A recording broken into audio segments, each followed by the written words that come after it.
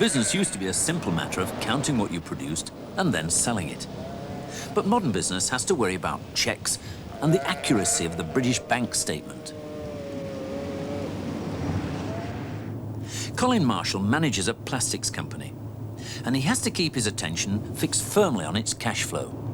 Well, cash flow is far more important now than it ever was before. You could have a very good and successful business before, but if the cash flow, i.e. the ability to pay the bills from your suppliers, wasn't correct, it would mean that a successful company could fail just by badly managing its money.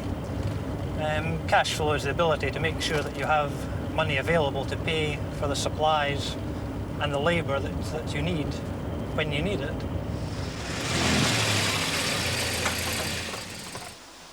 Colin's main concern must be to keep the factory working. Making plastic is the easy part. The difficult bit is getting the cash flow balanced and making sure that any cash surplus is making money for him and not his bank.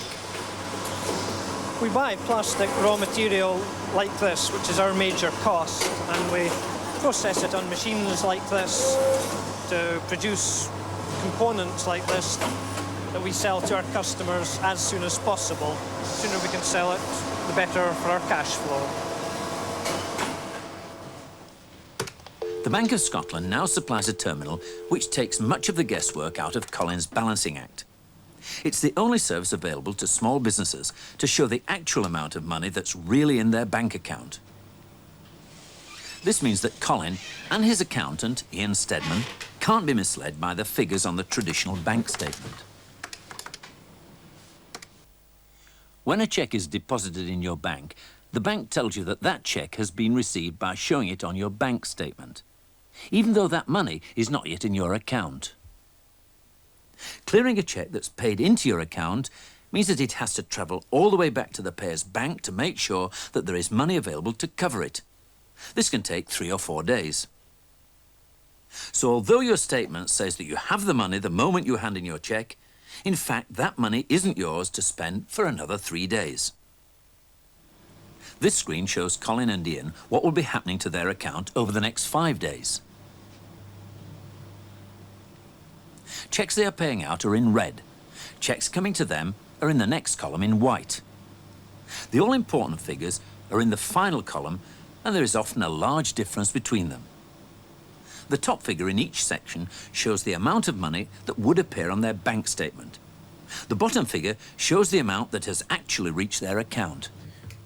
This means that Ian knows how much money Colin really has to play with on any particular day. As you can see, we've got cleared balances in the 2 main current accounts approaching £10,000, despite the figures that they say will appear in the statements. Now, with the forthcoming bank holiday, we want to ship the money into the investment account to get the interest for the 3 days.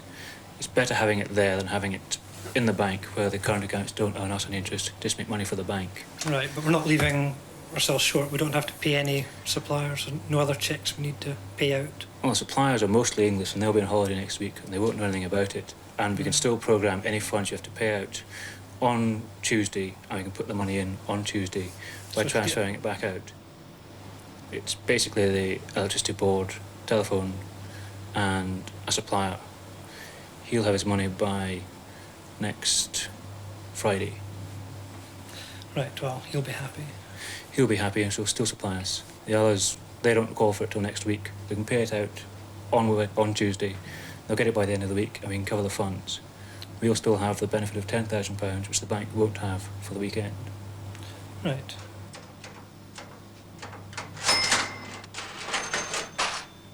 Before we had this system, which we got about last October, when we wrote out a cheque to pay a supplier, we had to write the money off the account.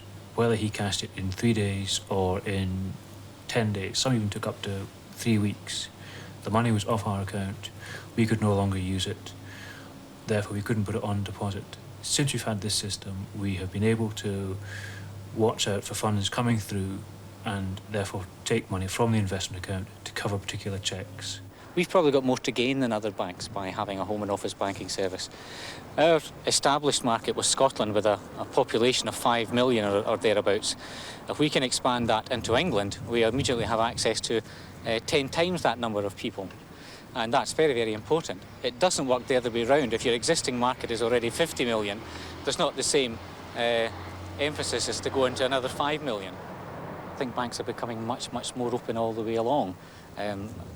I think that's adequately illustrated by the sort of things that we show on home and office banking. That for the first time, we do show a daily accrual of interest and charges that have accumulated on the account, and we're quite happy to do so.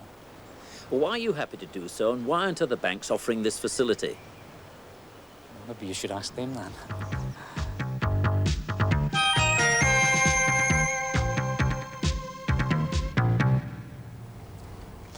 Well, this is a really nice piece of musical software written for the Commodore Amiga, and it uses the Amiga's existing sound facilities, so there's no add-ons in sight. And it is extremely simple to use. It has been written for the complete musical and technical moron. Well, the first thing you get is a selection of pre-programmed backing tracks. You've got choices like Avant Rock, Bow Pop, Good Groove. I mean, how could you go wrong with titles like that? Let's give you a little taste. This is going to be Bow Pop. Now, if you've got a bit of musical knowledge yourself, you can also create your own backing tracks. Either way, you see the chords of the backing track displayed up at the top there. The music itself is represented by these coloured blobs. Each instrument is a different colour, and in this case, electric bass is blue, drum kit yellow, and the higher up the screen the blobs appear, then the higher the notes. But the fun really starts for you amateur musicians when you use something called the Mouse Jam facility. Now, for this, you use the mouse, yes, and this allows you to actually improvise all around the backing track by simply pressing a key on the mouse and moving the mouse around, like so. Come to think of it, this sounds a bit like a singing mouse or a pig, but this is in fact their version of the voice, the human voice, and they give you, I think it's 19 options of different musical sounds to choose from. Now, I've always wanted to be a solo saxophone player. There's the sax. Let's see how that sounds. Right.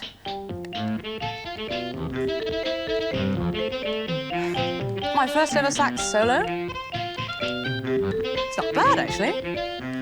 Now, for those of you with musically sensitive ears, of course, I apologise, but you've got to admit, I didn't play any wrong notes. All the notes I played fitted into the chord sequence.